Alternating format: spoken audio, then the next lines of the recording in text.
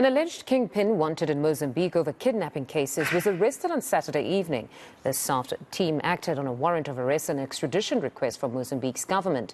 The accused, Ismail Malude Ramos Nangi, appeared at the Randburg Magistrate Court, where the case has been postponed to the 16th of January, and he'll remain in custody. Our senior reporter Aviwe Mtila is following the story and joins us with the very latest. Good morning yet again, Aviwe. So the matter has been postponed to the 16th of January. Talk to us about what took place in court this morning. Good morning, Fundo, and it was a heavily guarded court for here in Tembisa as Ismail Malude Ramos Nangi made his first appearance. That's the 50-year-old Mozambican national accused of being a kidnapping for ransom kingpin. You would understand that, in fact, there was a request for the Mozambican government dating back to 2022 on July, where they, in fact, issued a warrant of arrest as well as the extradition request to the South African government for Ramos Nangi. In fact, he made that first appearance here, a very short one, postponed for 7 days to the 16th of January, where then we are told that the state is to receive instructions from the DPP. In fact, I want to bring in now the man who represents Nangi, and that is Calvin Maile. Thank you for joining us at eNCA. I want to first speak of your client, 50-year-old Ramos Nangi. Tell us just a bit about him. Does he reside in South Africa? What does he do? Maybe just a bit of background information. A well-respected businessman both in South Africa and in Mozambique, and he's been residing in South Africa for some time, and in fact he has been a property owner in South Africa as far back as 2016. He resides here with his wife and his children who are attending school here.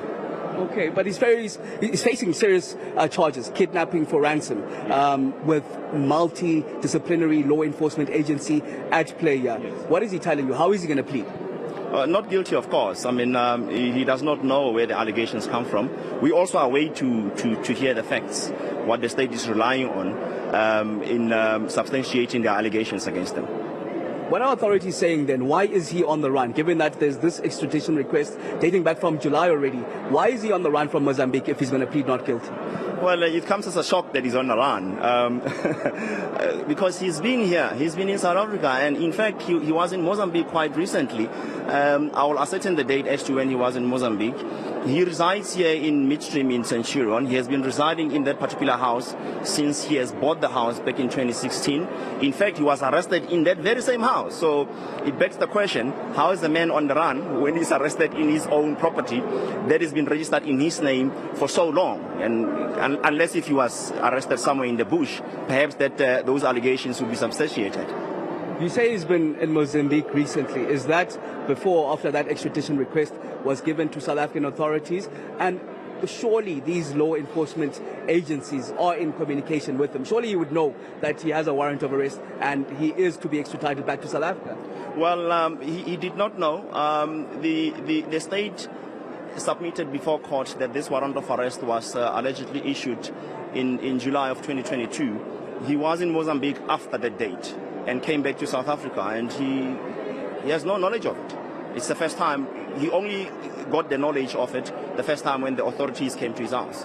You say he's a businessman. What businesses is he involved in? He's mostly involved in transportation. Yes. Transportation? Yes. These allegations, they're very serious. Kidnapping, and it's quite rife in South Africa at the moment. Yes. Does he have knowledge of these kidnapping cases against him in Mozambique? No, he doesn't. He does not have knowledge of any of this. He doesn't. Why then is he going to be well, there is that extradition process now currently. Is he willing to be extradited back to Mozambique? Look, for reasons that are going to be obvious, when we go to court, which will divulge under oath, we will oppose the application for him to be extradited. And at this point, I obviously cannot go into those reasons, for obvious reasons, seeing that we are not in court. But it's going to be clear, very clear, why that is the case when we get to court. I don't want to push on the merits of the case itself, but you mentioned that he says he's an innocent man, upstanding citizen, businessman, but why then would he refuse extradition back to Mozambique to answer to these serious crimes? Well, he's got a constitutional right. He has no obligation whatsoever to consent to go face a justice system that he has knowledge of, that he grew up under. He's got his own reasons. Like I said, those will be very clear when we present our case before court. And has the authorities in Mozambique been in contact with him, told him about the warrant of arrest and the extradition request itself? Not at all. Like I said earlier, he only became aware of this fact when the police came to his house this past Sunday. And again, that question on when last he was in Mozambique. When last was he in Mozambique? Before or after July? After July, like I said earlier. And I'm sure authorities would be alert of when he was in Mozambique. What happened there? Of course, surely there are records when you go out the country and come back inside the country. I cannot comment on why that is the case or why they are not aware of it. I do not know. Okay, and then just maybe lastly, for the benefit of our viewer, the quit proceedings happening in court. What happened there? Like I said earlier, the state requested a postponement to get instructions from the DPP, and also I understand that there will be an advocate who will be appointed from the DPP who will come and deal with this matter, and not the prosecutor, the local prosecutor here.